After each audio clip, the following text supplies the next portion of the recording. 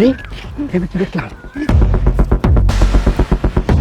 এই এই দাঁড়াও, এই দাঁড়াও, এই দাঁড়াও, কি হয়েছে? এই ভাই ছাড়েন, ওই আমার দোকানে রুটি চুরি করে নিয়ে আইছে। এই দাঁড়াও, দাঁড়াও, এদিকে আয়ো, এদিকে আসো, এদিকে আসো। এই এখন বলো, কয় লাখ টাকার রুটি তোমার দোকান থেকে চুরি করে লয়ে আইছে? তোমরা এভাবে মেয়েটাকে দৌড়াইতেছো, তাও আবার বাস লইয়া। ভাই আপনি এটা কি কইতাছেন? আপনি ওরয়া উকালতি করতেছেন।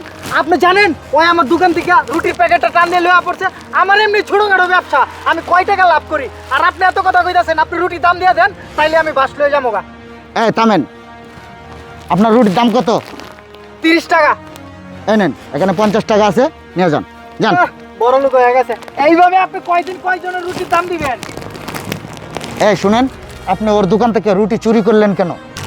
আমি কি ইচ্ছা করে চুরি করছি? আমি 2 দিন ধরে কিচ্ছু খাই না, পেটে অনেক খিদা, তাই তো চুরি করে রুটিগুলো নিয়ে আইছি। কি বলে? ওর বাবার তো ভালো অবস্থা ছিল, আর ও যেখানে গেছিল তারও তো ভালো অবস্থা ছিল, ওর এখন এই অবস্থা কেন? আমার এটা জানতেই হবে। এই দাঁড়াও, এই শোনো, তোমার আসলে এই অবস্থা কেন? তোমার বাবা মা, তোমার স্বামী, ছেলে মেয়ে কেউ নাই? হ্যাঁ হ্যাঁ হ্যাঁ, সবাই আছে, আমার বাবা মা সবই আছে, কিন্তু আপনাকে আমি কমুকে? হ্যাঁ, ও আপনি আমার রুটিটি নিতেন গা না? আমি যাই যাই। এই শুনেন, এই শুনেন, আপনার রুটি আমি নেব না, হ্যাঁ, আপনার কোনো ক্ষতিও আমি করব না। আমি শুধু আপনার বিষয়ে জানতে চাই। আমি তো মনে করছিলাম আপনি পাগল, কিন্তু আসলে আপনি তো সুস্থ ব্যক্তি, কিন্তু তারপরেও একটা দোকান থেকে রুটি চুরি করে নিয়ে আসলেন। আপনি বলেন তো, আপনি রুটি কেন চুরি করলেন? আপনার আপনার যদি বাবা মা সবাই থাকে, তাহলে রুটি চুরি করতে হবে কেন আপনার? আপনার বাবা মা, আপনার হাজবেন্ড কোথায় আছে? তারা আপনাকে খাবার দেয় না?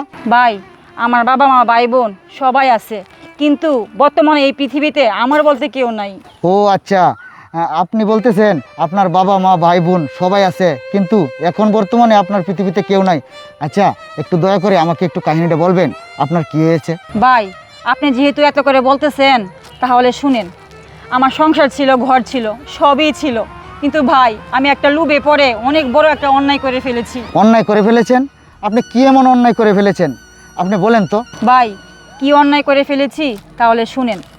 আমার বিয়ে হয়েছিল, আমার হাজব্যান্ড অনেক গরিব ছিল, আমার কোনো চাহিদা মিটাইতে পারতো না, আমাকে ভালো কোনো খাবার খাওয়াতে পারতো না, আমার চাহিদা অনুযায়ী সে আমাকে ভালো জামা কাপড় কিনে দিতে পারতো না, আর এই কারণে আমি আমার স্বামী ঘরে থাকা অবস্থায় আমি একটা ছেলের সাথে সম্পর্ক করতাম। আচ্ছা ঠিক আছে, বুঝলাম, আপনার স্বামীর ঘরে থাকা সত্ত্বে আপনি অন্য একটা ছেলের সাথে প্রেম করতেন, তারপরে কি হলো?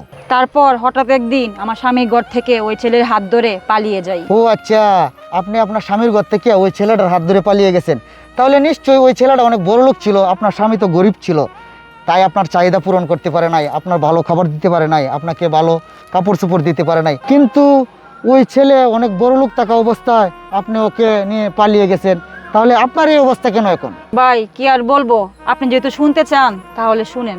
বাবা। তুই তুই আবার আইসস? এই তোর আমি বাড়ি থেকে বাইর করে দিছি, বাবা, তুই আইসস কে? আমি কই যাইবাম? এই বদমাইশ, তুই যে অপরাধ করছস, তোর লাগি আমি এখন করতে পারিতে না, তোর লাগি আমি মানুষের কাছে যাইতে পারি না। তুই কোন সাহসে এই বাড়িতে আইসস? হ্যাঁ, তোর কারণে তোর মা আজকে অসুস্থ। বাবা, আমি কই যাইবাম? আমি আগের স্বামীর ঘর থেকে চলে আইছি, এখন যে স্বামী ঘরে গেছি ও মদ খায়, গাঁজা খায়। বাবা, আমার এখন যাওয়ার মতো কোনো জায়গা নাই, আমি কই যাইবাম? ওই স্বামী আমারে খুব ইচ্ছা মতো মারে। তুই কই যাইবি, কই কেটে করবি, এইটা আমি কই দিয়াম। বে তুমি যে শ্রী, এই আমি যে ছেলেটার কাছে বিয়া দিছিলাম, ছেলেটা হয়তো একটু গরিব আছি, কিন্তু তুই কি করছস? তোর কাপড় সুপড়ের লোভে, খাওয়ার লোভে তুই ছেলেটারে ত্যাগ করিয়া আর একটা সুন্দর ছেলে দেখে তুই গেছিস গা। হ্যাঁ, ওর কই যা, এই সুন্দর ছেলের ঘরে যা, যা আমার বাইরে, আমার বাইরে বাইরে।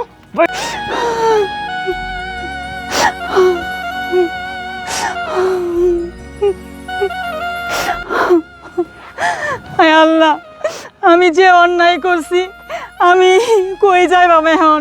আমার এই পাপের শাস্তি আজীবনে এভাবে বুক করতে হইব আমার। হে আল্লাহ, আমার তুমি মাফ কইরা দাও, মাফ কইরা দাও। ভাই, এখন শুনলেন তো আমার জীবন কাহিনী। আমি কাউকে দোষারোপ করি না, এর জন্য দায়ী আমি নিজেই। আজকে আমি পাগলের মতো রাস্তায় রাস্তায় ঘুরি, আমার খাবার চুরি করে খেতে হয়। এই শুনেন, আপনি কান্না করবেন না। আচ্ছা, আপনাকে একটা কথা বলি, হ্যাঁ, আপনার আপনার আগের স্বামী যদি আবার ফেরত আসে, আপনাকে যদি ওনার ঘরে নিতে চায়, তাহলে কি আপনি যাবেন? ভাই কি বলেন, আমি যে অন্যায় করছি আমার স্বামী আমাকে কি করে গড়ে তুলে নিবে? আমাকে গড়ে তুলে নিবে না। আমি অনেক বড় অন্যায় করে ফেলেছি তার সাথে, অনেক বড় অন্যায়। শুনেন, আমি আসলে আপনার। তুমি?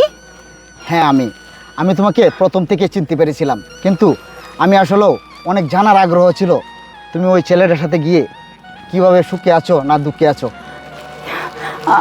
আমি আমি আসলে অনেক কষ্টে আছিলাম। আমি জানতাম না ওই ছেলেটা এত নষ্ট, ও গাঁজা খায়, মদ খায়। ও শোনো, আমিও জানতাম ওই ছেলেটা গাঁজা খায়, মদ খায়। আমার ঘরে থাকা সত্ত্বেও তুমি যে ওর সাথে সম্পর্ক করতে, আমি তলে তলে খবর নিয়েছিলাম ওই ছেলেটা কি করে।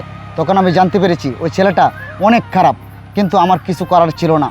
আমার অর্থনৈতিক অবস্থা অনেক খারাপ ছিল, এখনও আমার অর্থনৈতিক অবস্থা তেমন ভালো হয় নাই। তারপরেও তোমার চাহিদা মেটানোর মতো অর্থ আমার কাছে এখন আছে।